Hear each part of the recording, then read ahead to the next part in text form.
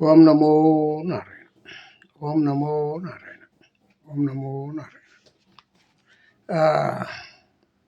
ಈಗ ನಮ್ಮ ನಮ್ಮ ರಾಜ್ಯದ ಮುಖ್ಯಮಂತ್ರಿ ಅಧಿಕಾರ ಆಳೋದಕ್ಕಿಂತ ಹೆಚ್ಚಾಗಿ ಅವರ ಖ್ಯಾತೆ ಇದು ಸರಿ ಮಾಡುವ ಬರದಲ್ಲೇ ಇದ್ದಾರೆ. ಡೆಲ್ಲಿಗೆ ಹೋಗಿ 2 ದಿನ ಆಯಿತು. 2 ದಿನದಿಂದ ಡೆಲ್ಲಿನಲ್ಲೇ ಇದ್ದಾರೆ. ಅವ್ರ ಖಾತೆ ಸರಿ ಹೋಗಲಿಲ್ಲ, ಅವರು ವಾಪಸ್ಸು ಬರಲಿಲ್ಲ. ಮತ್ತು ಇನ್ನೊಂದೇನು ಗೊತ್ತಾ ವಿಷಯ, ಇವತ್ತು ನೀತಿ ಆಯೋಗದ ಮೀಟಿಂಗ್ ಇದೆ. ಅಲ್ಲಿಗೆ ನಮ್ಮ ಡಿ ಕೆ ಶಿವಕುಮಾರ್ ಅವರು ಆ ಮೀಟಿಂಗ್ ಹೆಂಗೆ ನಡೀತದೆ ಅಂತ ತಿಳ್ಕೊಳ್ಳೋಕ್ಕೆ ಹೋಗಿದ್ದಾರೆ ಅಂತ ನಾನು ಅಂದ್ಕೊಳ್ತಿದ್ದೀನಿ. ಹೆಂಗೆ ನಡೀತದೆ, ಏನು ಎತ್ತ, ನಮ್ಮದೇನಾದ್ರು ಅಲ್ಲಿ ಬೇಳೆಕಾಳು ಬೇಯಿಸ್ಬಿಟ್ಟು ಬರೋಣ ಅಂತ ಹೋಗಿದ್ದಾರೆ. ಅಲ್ಲೇನು ಬೇಳೆಕಾಳು ಬೇಯುತ್ತೆ, ಎಲ್ಲ ರಾಜ್ಯದ ಮುಖ್ಯಮಂತ್ರಿಗಳಿರ್ತಾರೆ. ಅಲ್ಲಿ ಫೈನಾನ್ಸ್ ಮಿನಿಸ್ಟ್ರು ಮತ್ತು ಇವರು ಏನು ಹೇಳ್ತಾರೆ ಅದನಿಗೆ ಎಲ್ಲರೂ ಕೇಳಿಸ್ಕೊತಾರೆ. ಒಟ್ಟಿಗೆ ಕೇಳಿಕೊಂಡು ಇಲ್ಲ ನಮ್ಗೆ ಹಿಂಗಲ್ಲ ಹಿಂಗೆ ಬೇಕು ಕೇಳ್ಬೋದು. ಆದರೆ ಅದು ಅವರೆಲ್ಲ ಮೊದಲೇ ಪರ್ಸೆಂಟೇಜ್ ಪ್ರಕಾರ ರಾಜ್ಯಕ್ಕೆ ನೋಡಿ ಇಂತಿಂಥ ರಾಜ್ಯಕ್ಕೆ ಇಷ್ಟಿಷ್ಟು ಬರ್ತಾಯಿದೆ ಹೆಂಗಂತ ಅನೌನ್ಸ್ ಮಾಡ್ತಾರೆ. ಇನ್ನೇನು ಸಿಗ್ಬಹುದು, ಇವ್ರ ಮಾತು ವ್ಯರ್ಥ ಆಗುತ್ತೆ. ಅವರು ಸರ್ಕಾರ ಏನು ಸೆಂಟ್ರಲ್ ಗೌರ್ಮೆಂಟ್ ಏನು ನಡೆಸುತ್ತೋ ಅದು ಸತ್ಯ ಆಗುತ್ತೆ. ಸ್ಟೇಟ್ ಗೌರ್ಮೆಂಟ್ದೇನೂ ನಡೆಯೋದಿಲ್ಲ. ಆದರೆ ನೀತಿ ಆಯೋಗದ ಮೊರೆ ಹೋಗಿದ್ದೀನಿ ಅಂತ ಒಂದು ಸುದ್ದಿ ಆಗಬೇಕಲ್ಲ ಕರ್ನಾಟಕದಲ್ಲಿ. ರಾಜ್ಯದ ಜನ ಎಲ್ಲ ಮೆಚ್ಕೋಬೇಕಲ್ಲ, ಓಹೋ ನಮ್ಮ ಸಿದ್ದರಾಮಯ್ಯನವರಾದ್ರೂ ಹೋಯ್ತಾ ಇರಲಿಲ್ಲ, ಇವರು ಈಗ ನಮ್ಮ ರಾಜ್ಯದ ಮುಖ್ಯಮಂತ್ರಿಯಾಗಿ ಹೋಗಿದ್ದಾರೆ. ಇದಕ್ಕೆ ಮೊದಲೆಲ್ಲ ಯಾರು ಅಂದರೆ ಕೃಷ್ಣಯ್ಯ ಬೈರೇಗೌಡರು ಹೋಗ್ತಾ ಇದ್ರಂತೆ. ಅವರೇ ಕಂದಾಯ ಇಲಾಖೆಯವರು, ಅವರೇ ಅದಕ್ಕೆ ಜವಾಬ್ದಾರಿ. ಈಗಲೂ ಅವರೇ ಯಾರು ಕಂದಾಯ ಇಲಾಖೆ ಇರ್ತದೋ ಅವರು ಹೋಗ್ಬೇಕಾಗತ್ತೆ. ಇವರು ಇಲ್ಲ ಹಂಗಂದರೆ, ಮುಖ್ಯಮಂತ್ರಿ ಇಲ್ಲ ಅಂದರೆ. ಆದರೆ ನಮ್ಮ ಮುಖ್ಯಮಂತ್ರಿ ಪರವಾಗಿಲ್ಲ, ಸಮಯ ಬಿಡು ಮಾಡಿಕೊಂಡು ನೀತಿ ಆಯೋಗಕ್ಕೆ ಹೋಗೋರೆ ಅಂತಂದರೆ ಖುಷಿ ಪಡಬೇಕು. ಅದೇ ಮತ್ತು ಇದನ್ನು ಬಿಡಬೇಕು, ಸ್ವಾಭಿಮಾನ ಬಿಡಬೇಕು. ಸ್ವಾಭಿಮಾನ ಬಿಟ್ಟು ನಮ್ಮ ರಾಜ್ಯಕ್ಕೆ ಏನು ಬೇಕೋ ಅದನಿಗೆ ಕೇಳ್ಕೊಂಬರೋದು ಇಲ್ಲ ತಿಳ್ಕೊಂಬರೋದು ತುಂಬ ಒಳ್ಳೆಯ ವಿಷಯ. ಒಳ್ಳೆ ಕೆಲಸ ಮಾಡಿದ್ದಾರೆ ಡಿ ಕೆ ಶಿವಕುಮಾರ್. ಮತ್ತು ಇನ್ನೊಂದೇನಪ್ಪ ಹಂಗಂತಂದರೆ ಮಮತಾ ಬೇಗಮ್ ಅವರು, ಮಮತಾ ಬೇಗಮ್ ಅಂತಲೇ ಹೇಳಬೇಕು, ಮಮತಾ ಬ್ಯಾನರ್ಜಿ ಅಂತ ಹೇಳೋಕ್ಕೆ ನಾಚಿಕೆ ಆಗುತ್ತೆ. ಯಾಕೆಂಗಂದರೆ ಅವರು ಹೋದ ವರ್ಷ ಎಲ್ಲ ಬರೀ ಮುಸ್ಲಿಮ್ನರ ಓಲೈಕೆ ಮಾಡಿಕೊಂಡೇ ಇದನ್ನು ಮಾಡಿಕೊಂಡು ತಮ್ಮ ಪಕ್ಷನಿಗೆ ತಾವೇ ಹಳ್ಳ ತೋಡಿ ಮುಚ್ತಾ ಇದ್ದಾರೆ. ಇನ್ನೇನು ಮೊಳೆ ಹೊಡೆಯೋ ಸಮಯ ಅವರೇ ಹೊಡಿತಾರೆ. ಈಗಾಗಲೇ ಅದು 2 ಭಾಗ ಆಗೋಗಿದೆ. 2 ಭಾಗ ಆಗೋಗಿ ಒಂದು MLAಗಳು ಆ್ಯಕ್ಚುಲಾಗಿ ಅಲ್ಲಿ ವಿರೋಧ ಪಕ್ಷದಲ್ಲಿ ಕೂತಿದ್ದಾರೆ. ಅವರು ನಾವು ನಿಮ್ಮ BJP ಜೊತೆನೇ ಬರ್ತೀವಿ ಹಿಂಗಂತ ಹೇಳ್ತಾ ಇದ್ದಾರೆ. ಆದರೆ ಇವರು BJPಯವರು ಯಾರನ್ನೂ ಸೇರಿಸ್ಕೊಂಡಿಲ್ಲ, ವಿರೋಧ ಪಕ್ಷದಲ್ಲೇ ಕೂರಿಸಿದ್ದಾರೆ. ನೀವೇ ವಿರೋಧ ಪಕ್ಷದ ನಾಯಕ ಹಂಗಂತೇಳಿ ಅವ್ರನ್ನೀಗ ಸಮಾಧಾನ ಮಾಡಿ ಕೂರಿಸಿದ್ದಾರೆ. ಮತ್ತು ಇವರಲ್ಲಿ ಯಾರು 20 ಜನ MP ಗಳು ಸಂಸದರು, ಅವರು ಕೂಡ ನಮಗೆ ಯಾರ ಸಖ್ಯನೂ ಬೇಡ, ನಮಗೆ TMC ಸವಾಸನೆ ಬೇಡ. TMC ಸವಾಸ ಅಂದರೆ ಮಮತಾ ಬ್ಯಾನರ್ಜಿಯವ್ರ ಸವಾಸನೆ ಬೇಡ, TMC ಬಂದು ನಮ್ಮದೇನೆ ಹೆಂಗಂತ ಹೇಳ್ಕೊಂಡು ಇವರು ಲೋಕಸಭೆಯಲ್ಲಿ ಹೋಗಿ ಬಿರ್ಲಾ ಅವ್ರ ಹತ್ರ ಒಪ್ಪಿ ವಿರೋಧ ಪಕ್ಷಕ್ಕೆ ಸಪ್ರೇಟ್ ಸೀಟ್ ಕೊಡಿ ಹಿಂಗಂತ ಕೇಳಿ ಈಸ್ಕೊಂಡಿದ್ದಾರೆ ಹೆಂಗಂತ ಸುದ್ದಿ ಆಗ್ತಾಯಿದೆ. ಆಮೇಲೆ ಏನಾಗಿದೆ, ನಿನ್ನೆ ಇಂಡಿಯಾ ಮೀಟಿಂಗ್ಗೆ ಮಮತಾ ಬ್ಯಾನರ್ಜಿ ಬಂದಿದ್ದರೆ ಮಮತಾ ಬ್ಯಾನರ್ಜಿಯವರು ಸೋನಿಯಾ ಗಾಂಧಿ ಮೀಟ್ ಮಾಡಿ ತಮ್ಮ ಕಷ್ಟಗಳನ್ನು ತಮ್ಮ ಸುಖಗಳನ್ನೆಲ್ಲ ಹೇಳ್ಕೊಂಡಾಗ ಸೋನಿಯಾ ಮೇಡಮ್ ಹೇಳಿದ್ರಂತೆ, ನೀವು ಒಂದು ಕೆಲಸ ಮಾಡಿ, ನಿಮ್ಮ TMC ಪಕ್ಷನಿಗ ನಮ್ಮ ಕಾಂಗ್ರೆಸ್ ಜೊತೆ ಮಿಲ್ಲ ಮಾಡಿಬಿಡಿ, ಆವಾಗ ನಿಮಗೆ ನಮ್ಮ ಸಹಕಾರ ಇರ್ತದೆ, ಇಲ್ಲ ಅಂದರೆ ನಿಮಗೆ ಸಹಕಾರ ಇಲ್ಲ ಅಂತ ಹೇಳಿದ್ದಾರೆ. ಅದಕ್ಕೆ ಕಾದು ನೋಡೋಣ ಅಂತ ಹೇಳಿದ್ದಾರೆ. ಎಷ್ಟು ಮಟ್ಟಿಗೆ ಇದು ಸರಿಯಾಗುತ್ತೋ ಎಷ್ಟು ಸುಳ್ಳಾಗುತ್ತೋ ಗೊತ್ತಿಲ್ಲ.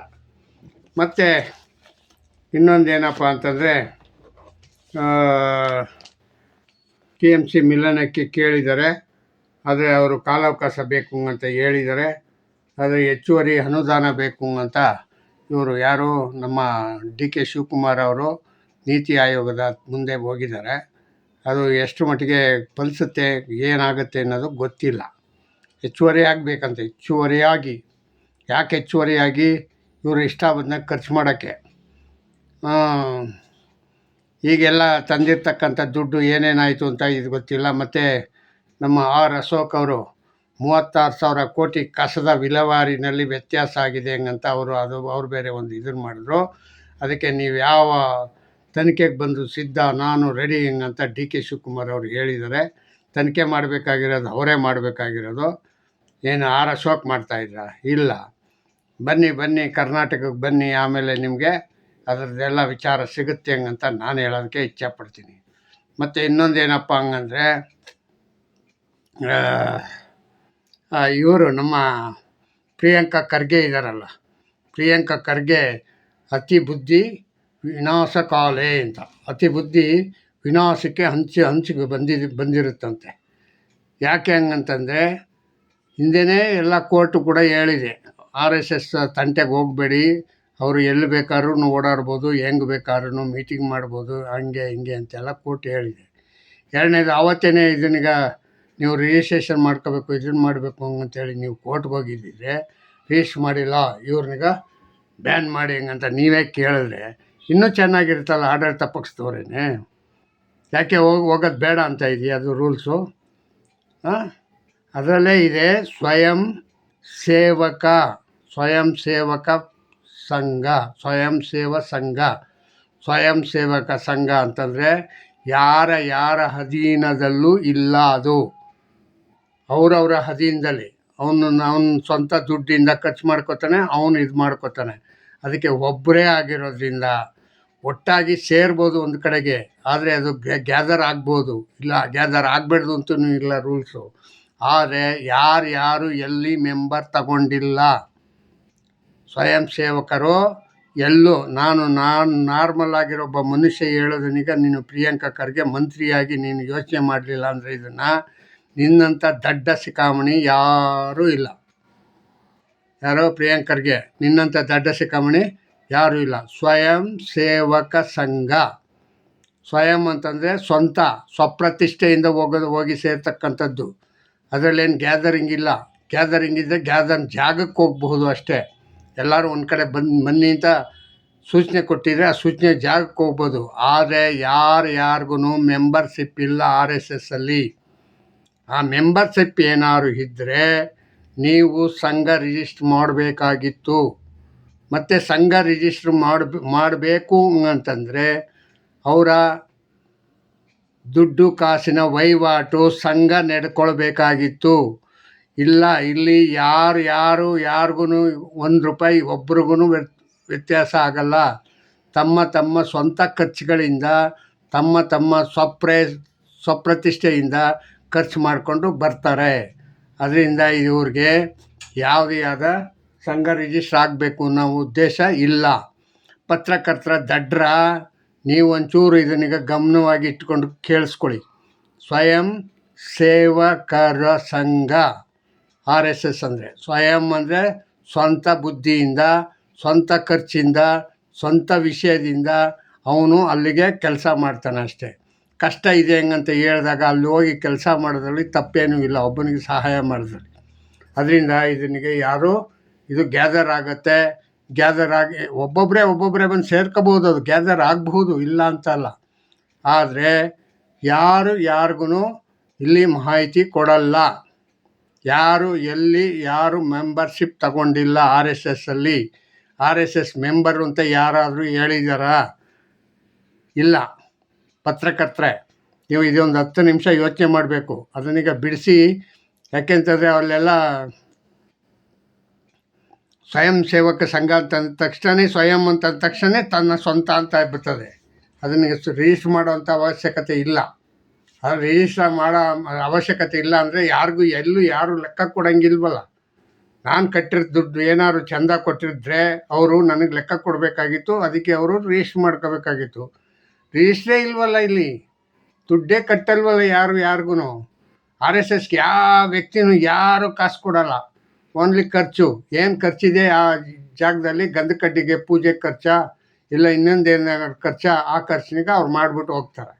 ಅದು ಬಿಟ್ಟರೆ ಬೇರೆ ಏನೂ ನಡೆಯಲ್ಲ ಇಲ್ಲಿ. ಇದನ್ನೀಗ ಹೋಗಿ ರಿಜಿಸ್ಟ್ರ್ ಮಾಡಬೇಕು ಅಂತ ಯಾವ ಕೋರ್ಟು ಹೇಳಲ್ಲ, ಯಾವ ಸಂಘನೂ ಹೇಳೋದಿಲ್ಲ. ಯಾಕೆ ಇದು ಆಗಲೇ 100 ವರ್ಷ ಆಗಿದೆ. 100 ವರ್ಷ ಆಗಿ ಇಷ್ಟು ವರ್ಷ ಆದ್ರೂ ನಿಮ್ಮಂಥ ಬುದ್ಧಿವಂತರು ಅವಾಗೆಲ್ಲ ಇರಲೇ ಇಲ್ವಾ? ಆವಾಗಲೂ ಇರ್ತಾರೆ. ಆವಾಗಲೂ ಇದ್ದು ಇದೆಲ್ಲ ಚರ್ಚೆಗಳಾಗಿರುತ್ತೆ. ಆ ಚರ್ಚೆ ಆಗಿರೋದ್ರಿಂದನೇ ಇದು ಇಲ್ಲಿವರೆಗೂ 100 ವರ್ಷ ಆದ್ರೂ ರಿಜಿಸ್ಟರ್ ಆಗದೆ ಬಂದಿರತಕ್ಕಂಥದ್ದು. ಇದು ತುಂಬ ಆಲೋಚನೆ ಮಾಡಬೇಕು ಎಲ್ಲರೂ. ಆಲೋಚನೆ ಮಾಡಿ ಇದು ಸರಿಯಾದ ರೀತಿಯಲ್ಲೇ ಇದೆ ಅಂತ ಹೇಳ್ಕೊಂಡು ನಿಮ್ಮ ಕೆಲಸ ನೀವು ಮಾಡಿದ್ರೆ ಸಾಕು. ಅವ್ರವ್ರ ಕೆಲಸ ಅವ್ರವರು ಇಷ್ಟ ಬಂದಂಗೆ ಮಾಡಿದ್ರೆ ಸಾಕು. ನೀವು ಯಾರನ್ನು ದೂಷಣೆ ಮಾಡೋದು ಅವಶ್ಯಕತೆ ಇಲ್ಲ. ಪ್ರಿಯಾಂಕ್ ಖರ್ಗೆ ಅವರೇ, ನೀವು ದೂಷಣೆ ಮಾಡೋದ್ರಲ್ಲಿ ನಿಮಗೇನು ಇದರಿಂದ ಬೆನಿಫಿಟ್ ಸಿಕ್ಕಲ್ಲ, ನಿಮ್ಮ ಪಾರ್ಟಿಗೇನು ಆಗಲ್ಲ ಅನುಕೂಲ. RSSನ ತೆಗಳಿದ ತಕ್ಷಣ ನಿಮ್ಗೆ ಓಟ್ ಬಂದುಬಿಡಲ್ಲ. ಇನ್ನೂ ಹೋಗಿ ಇನ್ನೂ ಒಂದು 50 ಜನ ಕಾರ್ಯಕರ್ತನ ರೆಡಿ ಮಾಡಿರಿ. ಆವಾಗ ಅಲ್ಲಿ ಕಾರ್ಯಕರ್ತರನಿಗೆ ಪಡೆ ಬೆಳೆಸಿದ್ರೆ ಅನುಕೂಲ ಆಗುತ್ತೆ. ಈ ಥರ ಎಲ್ಲ ಸ್ಟೇಟ್ಮೆಂಟ್ ಕೊಟ್ಬಿಡೋದ್ರಲ್ಲಿ ನಿಮಗೇನು ಇದಾಗಲ್ಲ. ನಿಮ್ಗೆ ಇನ್ನೂ ಈ ಸ್ಟೇಟ್ಮೆಂಟ್ಗಳಿಂದ ಇನ್ನೂ ನಿಮಗೆ ಓಟ್ ಕಮ್ಮಿ ಆಗ್ತಾ ಇರ್ತದೆ ಪ್ರಿಯಾಂಕ್ ಖರ್ಗೆ. ಇದು ನಿಮ್ಮ ಮನಸ್ಸಲ್ಲಿರಲಿ. ಯಾವಾಗ ನೀವು ಈ ಥರವಾಗಿ ಬೇಡದೇ ಇರ್ತಕ್ಕಂಥ ಎಲ್ಲ ವಿಷಯಕ್ಕೂ ನಾನು ಮುಂದು ಅಂತ ಹೋಗಿ ತಲೆ ಹಾಕ್ತಿರೋ, ಆವಾಗ ಏನಾಗ್ತದೆ, ಜನ ಸ್ಪ್ರೆಡ್ ಆಗ್ತದೆ. ಅವರೇ ಅವ್ರ ಬುದ್ಧಿ ಮಾಡಿಕೊಂಡು ಇವ್ರು ನಾಳೆಗೆ ಈ ಅಪ್ಪನಿಗೆ ಓಟ್ ಹಾಕ್ಬಾರ್ದು ಅಂತ ಹೇಳ್ಕೊಂಡು ಇನ್ನೊಬ್ಬ RSS ವ್ಯಕ್ತಿ ಆಗ್ತಾನೆ. ನೀ ಎಷ್ಟು ಟೀಕೆ ಮಾಡ್ತೀಯ, ಟೀಕೆ ಮಾಡಿದಷ್ಟು ಅಷ್ಟು ಜನ ಎಕ್ಸ್ಟ್ರಾ ಹೋಗ್ತಾರೆ ಅಲ್ಲಿಗೆ. ನೀವೇ ಆ ಪಕ್ಷನಿಗೆ RSSನ ಸಂಘಟನೆ ಮಾಡಿಕೊಡ್ತಾ ಇದ್ದೀರ. BJP ಏನು ಮೋದಿ ಸಂಘಟನೆ ಮಾಡಿದ್ರೆ ಇಲ್ಲ. ನಿಮ್ಮ ರಾಹುಲ್ ಗಾಂಧಿ ಮತ್ತು ಸೋನಿಯಾ ಮೇಡಮು ಮತ್ತು ನಿಮ್ಮ ಕಾಂಗ್ರೆಸ್ ಲೀಡ್ರ್ಗಳೇ ಎಲ್ಲರೂ ಸೇರಿಕೊಂಡು BJPನಿಗೆ ಸಂಘಟನೆ ಮಾಡಿಕೊಟ್ಟಿದ್ದು. ಅದೇ ಥರ ಈಗ ಸಂಘಟನೆ ಇಲ್ಲದೇ ಇದ್ದಂಥ RSSನ ನೀವೇನು ಮಾಡಿಕೊಡ್ತಾ ಇದ್ದೀರಾ, ಸಂಘಟನೆ ಮಾಡೋಂಗೆ ಮಾಡಿಕೊಡ್ತಾ ಇದ್ದೀರಾ. ಅದರಿಂದ ಯಾರಿಗೂ ಬೆನಿಫಿಟ್ ಇಲ್ಲ. ಇದರಿಂದ ಒಂದೇ ಬೆನಿಫಿಟ್ ಯಾರಿಗೆ ಹಂಗಂದರೆ ಎಲ್ಲ ಆಗೋದು BJPಗೆ ಬೆನಿಫಿಟ್ ಆಗುತ್ತೆ. BJPಗೆ ನೀವೇನು ಅನುಕೂಲ ಆಗ್ಲಿಂಗಂತೇಳಿ ಏನು ಹೋರಾಟ ಮಾಡ್ತಾಯಿದ್ದೀರೋ ಕಾಂಗ್ರೆಸ್ನವರು, ನಿಮ್ಮ ತಲೆ ಮೇಲೆ ನೀವೇ ಮಣ್ಣು ಹಾಕೋತಾ ಇದ್ದೀರಾ. ಅರ್ಥ ಆಯ್ತಾ? ನನಗೆ ಗೊತ್ತಾದಾಗೆ ಈ ಪ್ರಚಾರ ಎಲ್ಲ ನೀವೇ ಮಾಡಿದ್ದು BJPಗೆ. ಇಲ್ಲಾಂದರೆ ಇಷ್ಟು ದೊಡ್ಡದಾಗಿ BJP ಬರ್ತಾ ಇರಲಿಲ್ಲ. ಯಾಕೆ ಹೆಂಗಂತಂದರೆ ಸಿದ್ದರಾಮಯ್ಯ ಹೇಳ್ತಿದ್ರಲ್ಲ, BJP ಅವರು ದಿವಸ ಅವನೊಂದು 100 ಸತಿ ಹೇಳೋನು. 100 ಸತಿ ಹೇಳದೇ ಇದ್ರೆ ಅವ್ನಿಗೆ ಸಮಾಧಾನನೇ ಆಯ್ತಾರಿಲ್ಲ. ಅದು ಜನಗಳ ಮೇಲೆ ಏನಾಗುತ್ತೆ, ಅದು ಪರಿಣಾಮ ಬೀರುತ್ತೆ. BJP ಅಂತಂದರೆ BJಪಿಯಿಂದ ಸಿದ್ದರಾಮಯ್ಯನೇ ಹೇಳ್ತಾರೆ ಅಂತಂದರೆ ಇರಿ ನಾವೊಂಚೂರು ಚೇಂಜ್ ಆಗೋಣ ಅಂತ ಒಬ್ಬ ಚೇಂಜ್ ಆಯ್ತಾನೆ. ದಿನೇ ಹಿಂಗೆ ಚೇಂಜ್ ಆಗಿ ಪಕ್ಷ ಬಲಿಷ್ಠ ಆಗಿದೆ ಈಗ. ಅದರಿಂದ ಯಾರೇನೋ ಯಾವುದೇ ಆದ ಭಯ ಪಡುವ ಅಗತ್ಯ ಇಲ್ಲ. ಹಂಗಾಗೋಗಿದೆ ಈಗ ಪಕ್ಷ. ಅರ್ಥ ಆಯ್ತಾ? ನೆಕ್ಸ್ಟು ನಿಮ್ಮದೇನೇನು ಪ್ರೀ ಬೇಸ್ ಇದೆ ಇದನ್ನೆಲ್ಲ ಕಿತ್ತಾಕ್ಬಿಟ್ರೆ ನಿಮ್ಮದು ಒಂದು 50 ಜನನೂ ಗೆಲ್ಲಲ್ಲ. ಪ್ರೀ ಬೇಸ್ ಅನ್ನೋದು ಕಿತ್ತಾಕ್ಬಿಟ್ರೆ 50 ಜನನೂ ಗೆಲ್ಲಲ್ಲ. ಈ ಪ್ರೀ ಬೇಸ್ ಇಟ್ಕೊಂಡು ನೀವೇನಾದ್ರು ಕುಣಿತಾ ಇದ್ದರೆ ಅದು ಹೆಚ್ಚಿಗೆ ಜನನೂ ಇಟ್ಕೊಳಕ್ಕಾಗಲ್ಲ. ನೀವೇ ಅನುಭವಿಸ್ತೀರ ಮುಂದೆ ಹೋಯ್ತಾ ಸಂಬಳ ಕೊಡೋಕ್ಕಾಗಲ್ಲ ನೋಡಿ. ಇದಂತೂ ಈ ಥರ ದಿನಗಳು ಕೂಡ ಹತ್ರ ಬಂದಿರ್ತದೆ. ಇಷ್ಟು ಹೇಳಿ ನನ್ನ ಮಾತಿಗೆ ಇಲ್ಲಿ ಮುಗಿಸ್ತಾ ಇದ್ದೀನಿ. ಜೈ ಹಿಂದ್, ಜೈ ಕರ್ನಾಟಕ ಮಾತೆ, ಓಂ ನಮೋ ನಾರಾಯಣ. ನನ್ನ ಸಬ್ಸ್ಕ್ರೈಬ್ ಮಾಡಿ ಮುಂದೆ ಹೋಗೋಕ್ಕೆ ಅನುಕೂಲ ಮಾಡಿಕೊಡಿ ಅಂತ ಕೇಳ್ತಾ ಇಲ್ಲಿಗೆ ನನ್ನ ಮಾತು ಮುಗಿಸ್ತೀನಿ.